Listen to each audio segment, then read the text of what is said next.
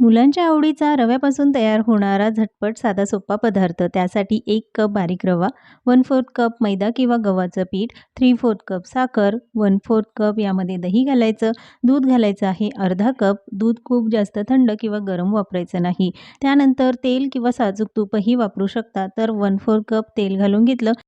मिक्सरवरनं हे फिरवून घेतलं, की मिश्रण छान एकजीव तयार होतं. त्यानंतर 1 मिनिटं फेटून घ्यायचं. यावर झाकण ठेवून 15 मिनिटं आपण हे झाकून ठेवूया, म्हणजे रवा छान फुलला जाईल. 1 चमचा व्हॅनिला इसेन्स आणि 3 ते 4 चमचे पुन्हा दूध घालायचं, कारण मिश्रण थोडंसं घट्टसर होतं. त्यानंतर यामध्ये मी इनो घातला आहे पूर्ण 1 पॅकेट. जर तुम्हाला इनो वापरायचा नसेल, तर त्याऐवजी 1 teaspoon baking powder, half teaspoon baking soda घालायचा.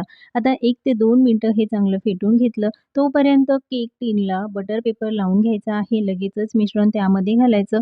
केक बेक होण्याआधी ओव्हन किंवा कढई प्रीहीट करून घ्यायची. त्यानंतर हा टीन कढईमध्ये ठेवायचा. गॅस कमी आचेवर ठेवून 35 ते 40 मिनिटं कमी आचेवर केक बेक करून घ्यायचा आणि तयार आहे जाळीदार रवा केक.